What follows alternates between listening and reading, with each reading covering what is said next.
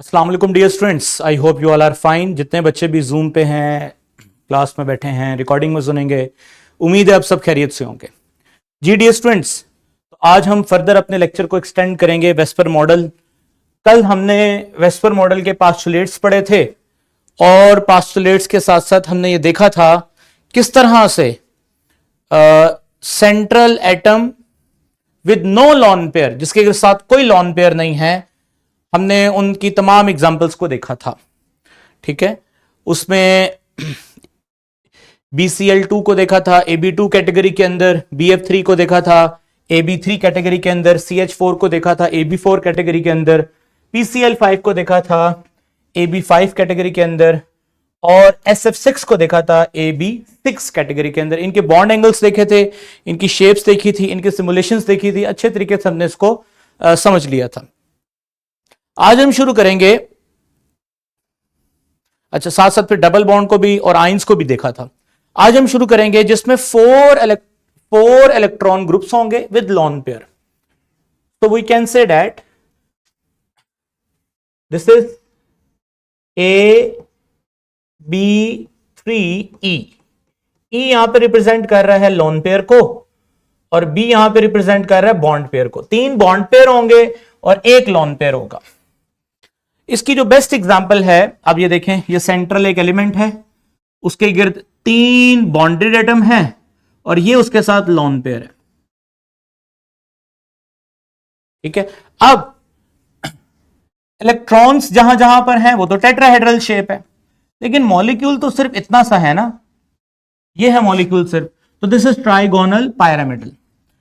इस केस के अंदर जो बेस्ट एग्जांपल फिट होती है वो अमोनिया की है, NH3। आप देख सकते हैं यहां पर नाइट्रोजन, और नाइट्रोजन के साथ ये हाइड्रोजन है, ये हाइड्रोजन है, ये हाइड्रोजन है और ये उसका लॉन पेयर है। अब इसके कंपैरिजन में जो एग्जांपल हम लेंगे वो CH4 की लेंगे। CH4 में चारों ही बॉन्ड पेयर थे और एंगल कितना था, 109 का। अब चूंकि यहां बॉन्ड पेयर की बजाय लॉन पेयर आ गया है, जो जगह भी ज्यादा लेता है और रिपल्शन भी ज्यादा क्रिएट करेगा, तो ये जो एंगल है, ये इस रिपल्शन की वजह से ये एंगल थोड़ा कंप्रेस हो जाएगा, क्योंकि जब इसकी रिपल्शन आएगी लॉन पेयर के ऊपर से, तो इस रिपल्शन की वजह से ये बॉन्ड थोड़े कंप्रेस हो और एंगल 107 का होगा। तो सिमुलेशन में देखते हैं, सिमुलेशन में जी, मिसाल के तौर पे यहां से हम अमोनिया, ये देखिए, आप देख सकते हैं स्टूडेंट्स, इसकी ज्योमेट्री और यहां से बॉन्ड एंगल भी देखें तो ये 107 का है। तो this is lone pair. How lone pair effects the change in bond angle, किस तरह से वो इसका बॉन्ड एंगल चेंज करता है 109 से 107 पे आ गया। ठीक है, ओके डियर स्टूडेंट्स, अब चलते हैं फर्दर नेक्स्ट एग्जांपल की तरफ। अब यहां पर, अच्छा यहां पर एक क्वेश्चन आता है, मैं जरा वो क्वेश्चन आपके साथ जरा डिस्कस करना चाहता हूं, बड़ा इंपॉर्टेंट क्वेश्चन है स्टूडेंट्स। एक एग्जांपल है अमोनियम आयन की, NH4। देखिए, this is the formula of NH3, और अगर यहां पर एक हाइड्रोनियम आयन आ जाए तो अमोनिया का ये लॉन पेयर उसके साथ कोऑर्डिनेट कोवलेंट बॉन्ड बनाएगा, और जिसकी वजह से अब ये लॉन पेयर जो पहले था वो चेंज हो गया है बॉन्ड पेयर के अंदर। तो अब पहले इसका ताल्लुक किसके साथ था अमोनिया का, अगर देखा जाए तो अमोनिया तो था AB3E, लेकिन अब ये क्या बन चुका है, AB4, जस्ट लाइक CH4। अब यहां पर एंगल कितना होगा, 109.5 डिग्री का ही होगा। तो कहने का मतलब है, जब अमोनिया और अमोनियम में कंपैरिजन किया जाएगा तो अगेन लॉन पेयर को यहां पर बॉन्ड पेयर के तौर पे ही कंसिडर किया जाएगा, क्योंकि वो बॉन्ड पेयर बन चुके हैं। ठीक है ना। अच्छा, अब ये डायग्राम क्या सिखाती है आपको, जरा इस चीज को देखिएगा। It is the comparison between ammonia and water. अब देखा जाए तो अमोनिया किस कैटेगरी से बिलोंग करता था, AB3E से, और वाटर किस कैटेगरी से बिलोंग करता है, वाटर में 2 अदद बॉन्ड पेयर हैं और 2 अदद लॉन पेयर हैं। अब दिस इज Ab2E2, Ab2E2, ठीक है। अब Ab2E2 को देखो तो इसमें होगा क्या, लॉन पेयर की मैंने कल बोला था कि रिपल्शन ज्यादा होती है क्योंकि ये ज्यादा स्पेस ऑक्युपाई करते हैं। अब जब ये रिपल्शन इनकी आपस में ज्यादा होगी तो ऑब्वियसली ये इन बॉन्ड्स को भी ज्यादा ही रिपेल करेंगे, ठीक है। तो नॉर्मली यूं समझो कि अमोनिया में 3 बॉन्ड पेयर थे, वाटर में 2 बॉन्ड पेयर हैं, टोटल इलेक्ट्रॉन पेयर इधर भी 4 हैं, इधर भी 4 हैं। फर्क इतना है कि इधर 3 बॉन्ड पेयर 1 लॉन पेयर है, इधर 2 बॉन्ड पेयर 2 लॉन पेयर हैं।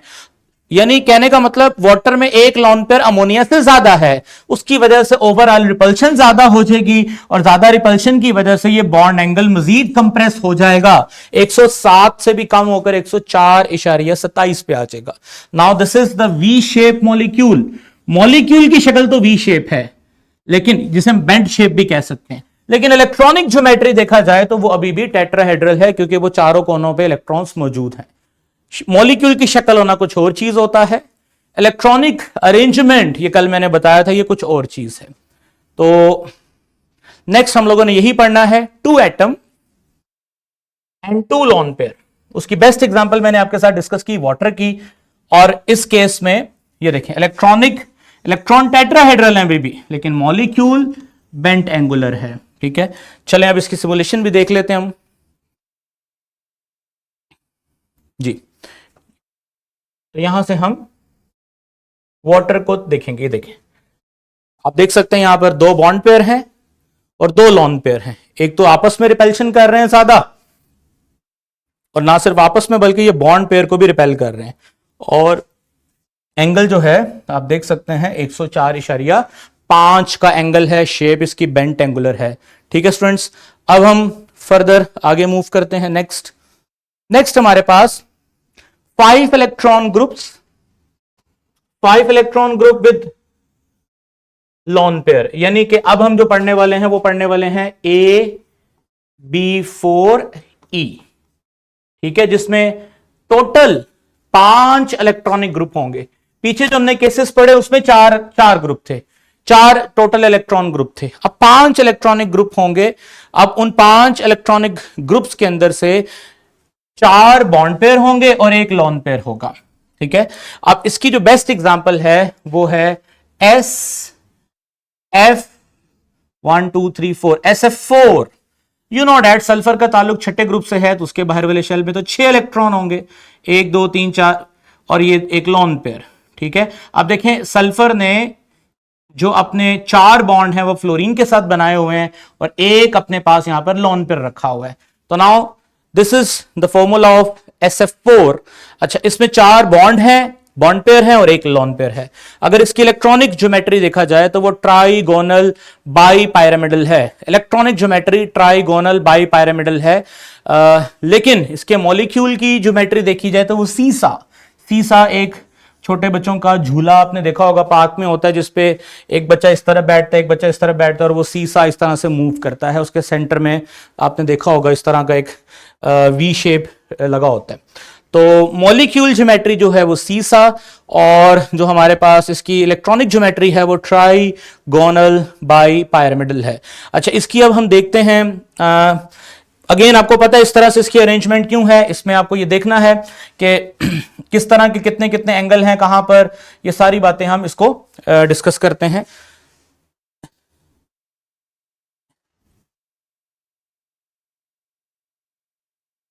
आई गेस इसके अंदर इसका केस डिस्कस हो जी।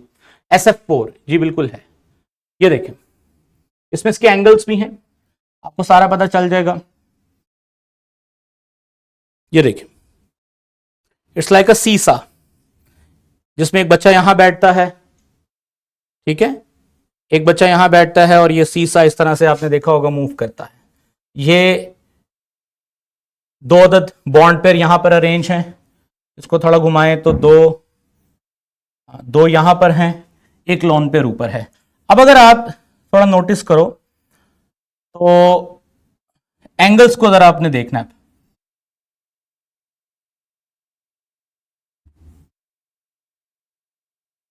जी। सबसे पहले आप ये देखो ऑलमोस्ट एंगल थोड़े से 90 से कम है, ठीक है। ऑलमोस्ट एंगल यहां पर आ रहा है 87.8, 87.8 और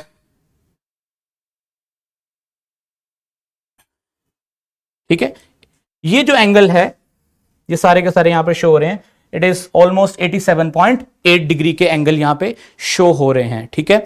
अब यहां पर मैं चाहूंगा कि हम अपने उस टेबल पे भी चले जाएं,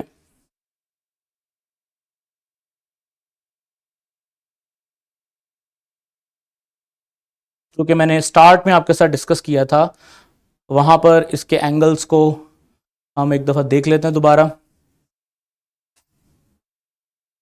जी, ये तो यहां पर मैंने आपके साथ ये डिस्कस किया था, इसमें दो तरह के एंगल लिखे हुए हैं, 90 एंड 180। बेसिकली यहां पे 90 डिग्री एक जनरल जो एंगल है, जो 87 पॉइंट समथिंग शो हो रहा था वहां पर, उसको जनरली 90 डिग्री लिखा हुआ, आप 90 डिग्री ही एग्जाम में लिख सकते हैं। अच्छा, यहां पे जो 120 वाला एंगल है वो कौन सा एंगल है?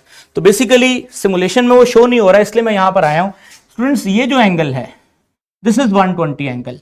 बाकी जो इनके दरमियान में एंगल हैं, इनके दरमियान में एंगल हैं, इनके दरमियान में एंगल हैं, वो कितने डिग्री के हैं? थोड़े से 90 डिग्री से कम है, लेकिन हम कह सकते हैं कि इट इज ऑलमोस्ट 90 डिग्री।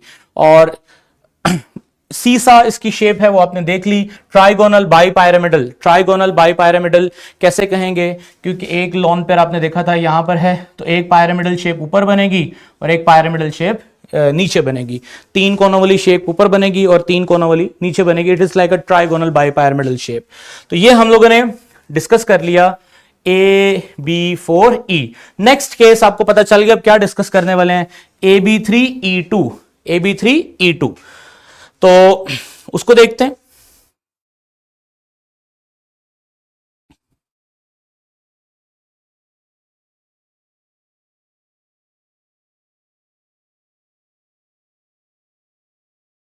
ये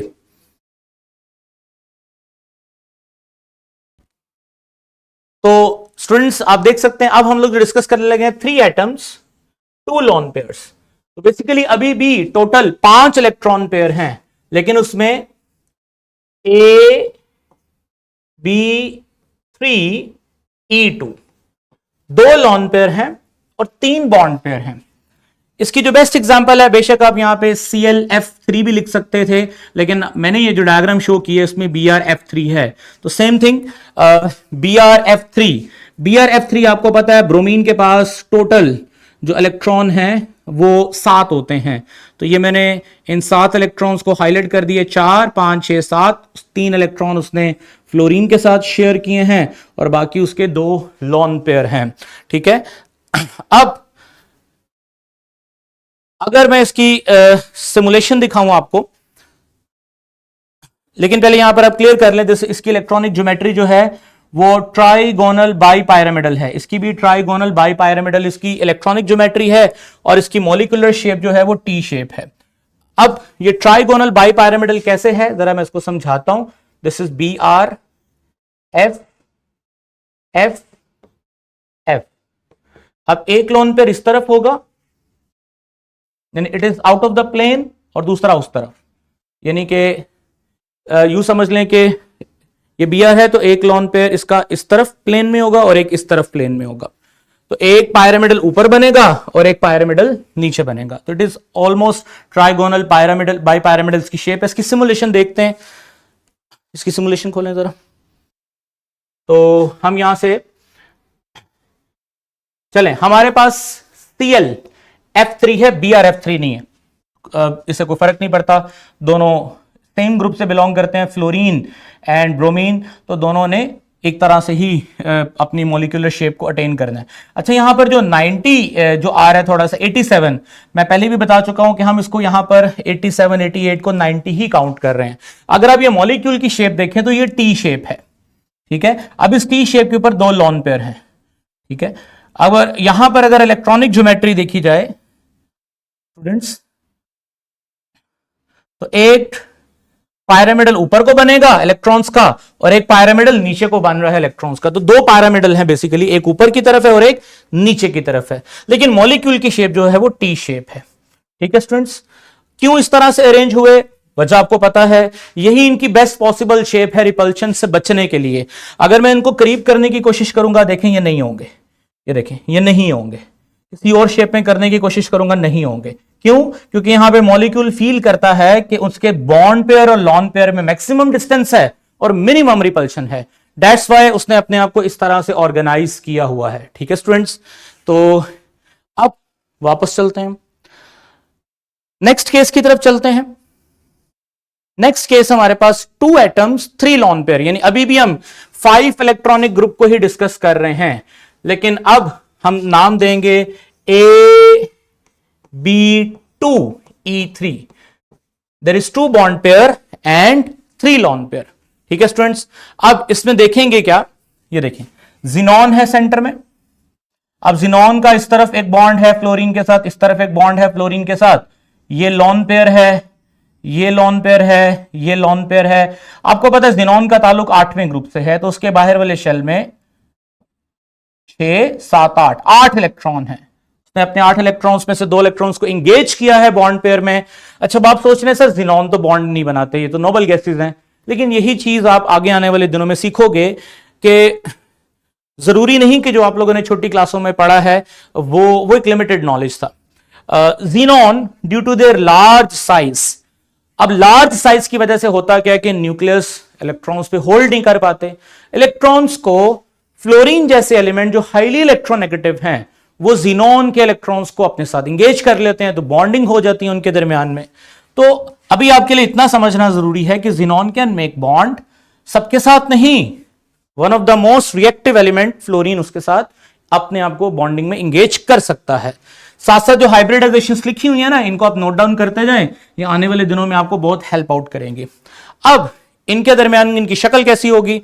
अगेन इसकी शक्ल भी वही, तकरीबन एक पायरामिडल शेप ऊपर होगी और एक पायरामिडल शेप नीचे होगी। तो इलेक्ट्रॉनिक अरेंजमेंट तो ट्राइगोनल बाई पायरामिडल होगी, लेकिन मॉलिक्यूल देखा जाए तो वो तो इतना सा है, वो तो लीनियर सी शेप है, उसमें तो 180 का एंगल है। तो इसकी भी सिमुलेशन हम देख लेते हैं जी। तो ज़ीनॉन जी, ये रहा। अच्छा, ये टेट्राफ्लोराइड है, यहां पर एग्जांपल में ये रहा ज़ीनॉन डाइफ्लोराइड जी, ये रहा। ठीक है, ये देखिए, ये इसके 2 लोन पेयर ऊपर हैं, एक लोन पेयर नीचे ऑर्गेनाइज है और 2 बॉन्ड पेयर जो है बिल्कुल सीधे हैं। और जो बॉन्ड पेयर में एंगल है आप देख सकते हैं 180 डिग्री का है, इसलिए मॉलिक्यूल की शेप लीनियर है। लेकिन इलेक्ट्रॉनिक अरेंजमेंट देखो तो एक पायरामिडल शेप ऊपर को बनेगी और एक पायरामिडल शेप नीचे को बनेगी। ठीक है स्टूडेंट्स, तो ये ज़ीनॉन डाइफ्लोराइड। अच्छा, यहां पर ज़ीनॉन के और भी हमारे पास फ्लोराइड्स, इसके केसेस आप देख सकते हैं, जैसे ज़ीनॉन टेट्राफ्लोराइड है, उसमें 4 देखें, 4 ज़ीनॉन ने अपने तरफ 4 यानी 4 फ्लोरीन के साथ वो जो है ज़ीनॉन इंगेज है। इस केस में ये 90 का एंगल है, ये 90 का एंगल है। ठीक है, अच्छा 1 2 3 4 5 6, ये हमारा नेक्स्ट केस आ रहा है जिसमें 6 इलेक्ट्रॉन पेयर एंगेज होंगे, वो हम इसमें उसको डिस्कस करेंगे। ठीक है, अभी हम वापस चलते हैं नेक्स्ट केस की तरफ। नेक्स्ट केस हमारे पास है 6 इलेक्ट्रॉनिक ग्रुप, 6 इलेक्ट्रॉन ग्रुप वाला। तो 4 इलेक्ट्रॉन ग्रुप से शुरू हुए थे, 4 के बाद हम लोग आगे 6 इलेक्ट्रॉन ग्रुप पे आ गए हैं। अब 6 इलेक्ट्रॉन ग्रुप के अंदर देखते हैं क्या होगा। तो इसमें डेफिनेटली AB6 तो हम डिस्कस कर चुके हैं ना, तो अब AB5E यानी 5 बॉन्ड पेयर होंगे और एक अदद क्या होगा, लॉन पेयर होगा। अगेन इसके लिए जो एग्जांपल है वो है BRF5। तो ब्रोमीन इंगेज है, 5 फ्लोरीन्स के उनके साथ बॉन्ड बने हुए हैं और एक उसका लॉन पेयर है। यू नो डैट के ब्रोमीन जो है उसका ताल्लुक 7वें ग्रुप से है, तो उसके बाहर वाले शेल में 7 इलेक्ट्रॉन है, एक इलेक्ट्रॉन उसने इंगेज किया हुआ है फ्लोरीन के साथ और एक लॉन पेयर छोड़ा हुआ है। अब यहां पर अगर आप थोड़ा सा ऑब्जर्व करें तो यहां पर 2 तरह के एंगल हैं, बॉन्ड एंगल 180 के हैं और 90 डिग्री के हैं। अब 90 डिग्री का एंगल कौन सा होगा और 180 डिग्री का एंगल कौन सा होगा? जी डियर स्टूडेंट्स, अब इस फ्लोरीन के दरमियान में तो डेफिनेटली 180 का एंगल है, इस फ्लोरीन के दरमियान में 180 का एंगल है, बट इस फ्लोरीन और इस फ्लोरीन के दरमियान में 90 का एंगल है, ये 90 का एंगल है, इन दोनों के दरमियान में भी कितने का एंगल है? ये 90 डिग्री का एंगल है। ठीक है स्टूडेंट्स, तो अगर इसकी शक्ल की, मॉलिक्यूलर शक्ल की बात करें तो ये स्क्वायर पायरामिडल है। आप इसको देखें ना, ये स्क्वायर बनेगा ऐसे, और इस तरह से इनके अगर कोने मिला दिए जाएं ऊपर से, तो ये pyramidal shape, square pyramidal shape. पहले ट्राइगोनल पायरामिडल थे, 3-3 कोनों वाले थे, अब ये 4 कॉर्नर्स वाला है, तो ये स्क्वायर पायरामिडल है। ठीक है, और इलेक्ट्रॉनिक ज्योमेट्री देखी जाए तो वो ऑक्टाहेड्रल है। ऑक्टाहेड्रल कैसे? अगेन 1 2 3 4 फेसेस तो इसके ऊपर भी होंगे। इसी तरह अगर नीचे लॉन पेयर को भी उसको इंगेज किया जाए इसके साथ इलेक्ट्रॉनिक अरेंजमेंट, तो वो एक ऐसी शक्ल इख्तियार करेगा कि वो ऑक्टाहेड्रल शेप में आएंगे। तो मॉलिक्यूल की शेप स्क्वायर पायरामिडल है, इलेक्ट्रॉनिक अरेंजमेंट ऑक्टाहेड्रल है। जी, इसकी अब हम सिमुलेशन देख लेते हैं। BRF5 जी, सिमुलेशन खोलें सर।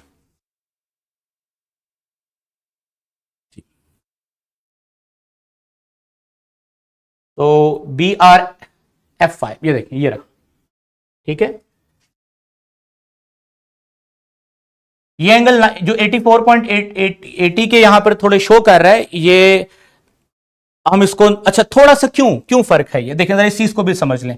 रियल मॉडल के अंदर ये थोड़ा बहुत फर्क क्यों आ रहा है, और वहां जो मैंने यहां लिखा है यहां 90, बुक में तो फॉर्मली 90 डिग्री लिख देते हैं, ज्यादा चूंकि डिटेल बताने में बच्चों को कंफ्यूजन ना हो, लेकिन एक्चुअली थोड़ा सा आपको ये नोटिस करना है कि अगर यहां पर जहां लॉन पेयर है, जहां ये लॉन पेयर है, वहां पर अगर बॉन्ड पेयर होता तो फिर ये 90 का ही होना था, लेकिन चूंकि यहां लॉन पेयर है तो वो माइटली थोड़ी सी यहां पे ज्यादा रिपल्शन करता है, और उस ज्यादा रिपल्शन की वजह से आप जरा नोटिस करो ना, ये थोड़े से आपको ना, ये थोड़े से आपको बेंट नजर आ रहे हैं, नीचे की तरफ नजर आ रहे हैं। क्यों?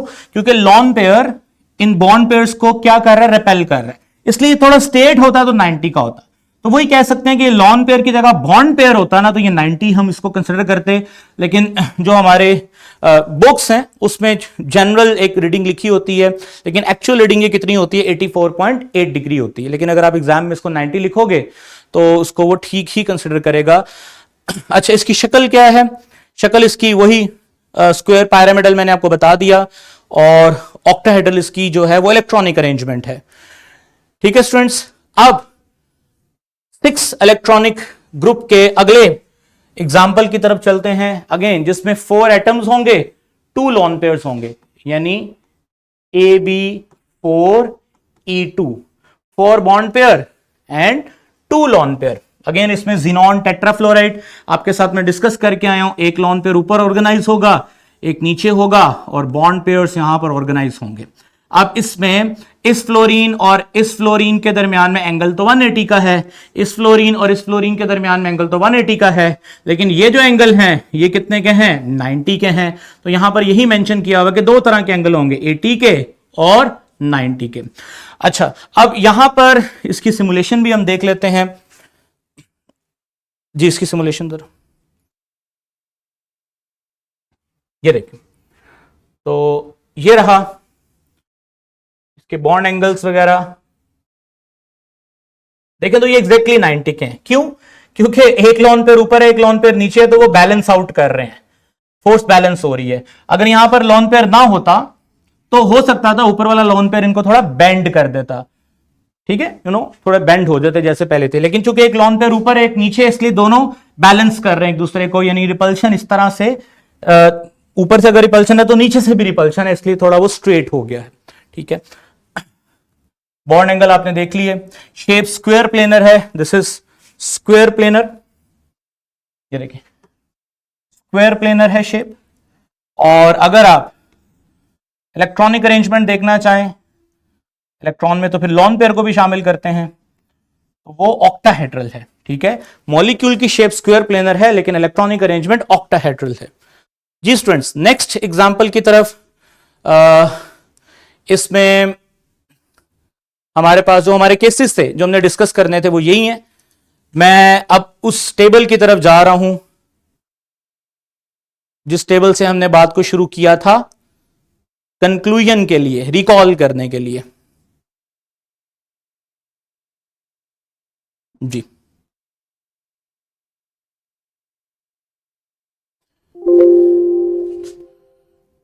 इसको नीचे करना।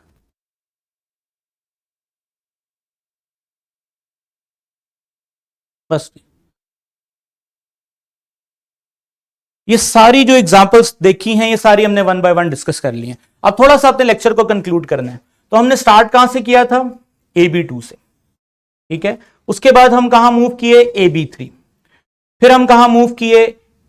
AB3 की ही फर्दर एक्सटेंशन है AB2E, यानी कि 2 bond pair 1 lone pair.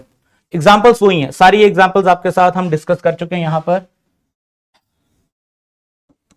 Double bond counted as a single bond, double bond counted as a single bond और लॉन पेयर आएगा, ठीक है। आगे मूव करें। अच्छा, इस पूरी वजाहत के अंदर AB2 तो डिस्कस हो गया था। AB3 को हमने, AB3 का हमने ये वाला केस तो डिस्कस किया AB3 का, जिसमें ट्राइएंगुलर प्लेनर इसकी शेप थी। ये वाला केस मिस हो गया था।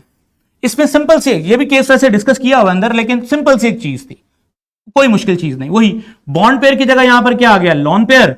ऑब्वियसली रिपल्शन ज्यादा हो गई तो शक्ल जो है वो बेंट। अच्छा, जनरली हम कहते तो हैं 120, लेकिन ये एंगल यहां पे आपको पता है, यहां पर 120 का है, यहां पर एंगल लेस देन 120 होता है, लेस देन 120, ठीक है। ये आप लोगों ने वैसे पढ़ा हुआ है। आगे चलते हैं। AB5 के हमने फर्दर इसको पीछे से शुरू करने जरा, ठीक है।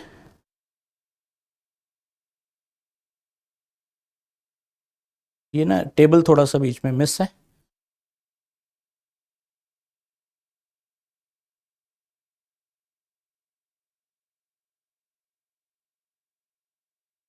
हाँ, ये पहले आना था। अच्छा स्टूडेंट्स, ये थोड़ा टेबल मिसप्लेस हो गया, ये कुछ सेटिंग की वजह से। ये टेबल AB2E के बाद नेक्स्ट हमारे पास आता है ये AB4। AB4 में मैंने मिथेन दिखाया, फिर AB4 की एक्सटेंशन थी जिसमें एक बॉन्ड पेयर की जगह लॉन पेयर आ गया, फिर 2 बॉन्ड पेयर 2 लॉन पेयर आ गए। ये सारी एग्जांपल्स हमने डिस्कस की। अब चलते हैं, AB4 के बाद AB5 आया, ठीक है। फिर हमारे पास, ये बल्कि लास्ट पे आना था, नेक्स्ट हमारे पास ये है।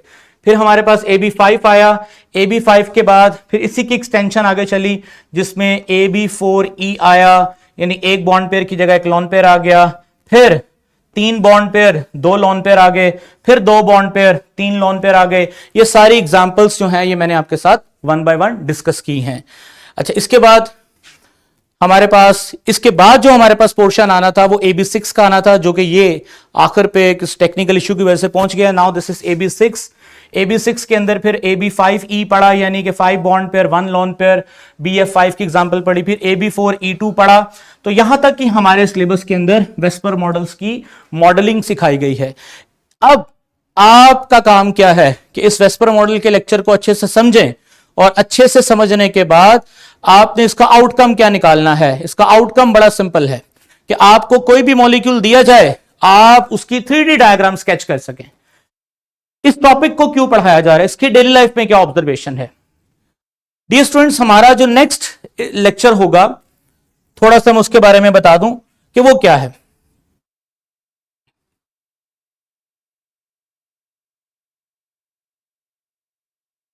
इसके बाद जो हमारा नेक्स्ट लेक्चर है वो ड्रग डिजाइनिंग है, वेस्पर थ्योरी इन ड्रग डिजाइनिंग। अब ड्रग डिजाइनिंग में होता क्या है, थोड़ा सा मैं आपको बताना चाहता हूं।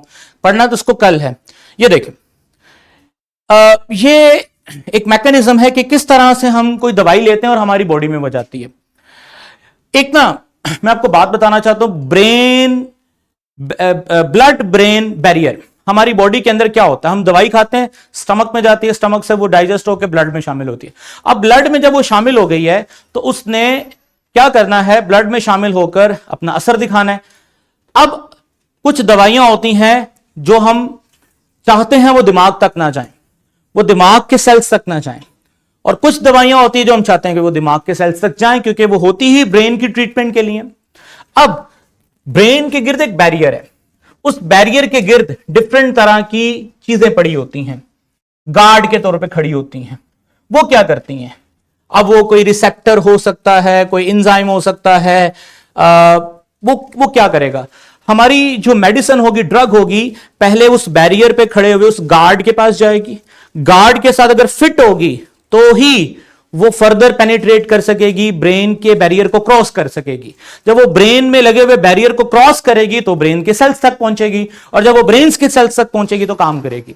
अब हमारी ड्रग और वो टारगेट, वो एक्टिव साइट एंजाइम की, या कोई कैरियर यहां लगा हो सकता है, इसको वैसे कल पड़ेगा, कोई रिसेप्टर लगा हो सकता है जिसपे हमारी ड्रग ने जाके फिट होना है। अब उसकी जो शेप है वो, और हमारे ड्रग की मॉलिक्यूल की शेप जो है वो, अगर वो इफेक्टिवली फिट होंगे तो ही स्ट्रॉन्ग बॉन्ड बनेगा बिटवीन रिसेप्टर एंड ड्रग। और जब ये स्ट्रॉन्ग बॉन्ड बनेगा तभी मेडिसिन पेनिट्रेट कर सकेगी बैरियर में, और तभी बैरियर के थ्रू सेल्स तक पहुंच पाएगी। अब आपने वेस्पर मॉडल तो पढ़ लिया, काम क्या आना है इसका? जब आपने ड्रग की यानी दवाई की मॉडलिंग करनी है कि कैसे दवाई के मॉलिक्यूल की शक्ल को हमने उसको ऑर्गेनाइज कर दें।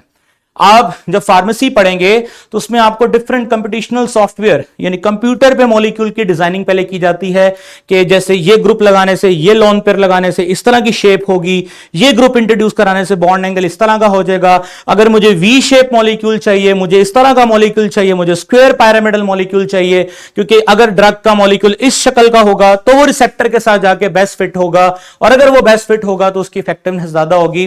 तो ये सब कुछ वेस्पर ने हमें सिखाया। ये सब कुछ पढ़ाने का जो मकसद था, उसका आउटकम डेली लाइफ के अंदर ड्रग मॉडलिंग है, जो कि हमारा नेक्स्ट लेक्चर है। उसमें हम सीखेंगे कि किस तरह से हम ड्रग को मॉडल करते हैं, और मॉडल करने के बाद किस तरह से वो ड्रग रिसेप्टर पे जाके बैठती है, वो रिसेप्टर या कोई एंजाइम किस तरह से फिर बेस्ट फिट करने के बाद उसको बैरियर में से क्रॉस करवाता है, और डिफरेंट बॉडी ऑर्गन्स के जो टिश्यूज हैं, जो सेल्स हैं, उनके लिए वो कैसे वो ड्रग वहां जाके इफेक्टिव होती है। तो ये हमारा कल का लेक्चर है। आज जितना पढ़ा है उसका क्वेश्चन बैंक में अपलोड कर रहा हूं, आप काइंडली उसको स्कैन करें, उसकी प्रैक्टिस करें, जितने भी मॉलिक्यूल उसमें दिए होंगे स्किल शीट के अंदर उसकी स्केचिंग करें, किसी किस्म का मसला नहीं रहना चाहिए। होप सो स्टूडेंट्स आपको ये लेक्चर अच्छे से समझ आ गया। एक्सटेंसिव लेक्चर था, लेकिन मैंने कोशिश की मैं इसको डिटेल से पढ़ाऊं। किसी भी किस्म का क्वेश्चन हो आप मेरे से कर सकते हैं, और कमेंट में, वीडियो में कमेंट में पूछ सकते हैं, अगले दिन लेक्चर में पूछा करें मेरे से। अभी तक मुझे बताएं कोई सवाल है आपका तो आप करें, फिर हम आगे मूव करते हैं। जी बच्चों, क्लियर है सबको? क्लियर है जी, ओके, ठीक है जी, थैंक यू, थैंक यू।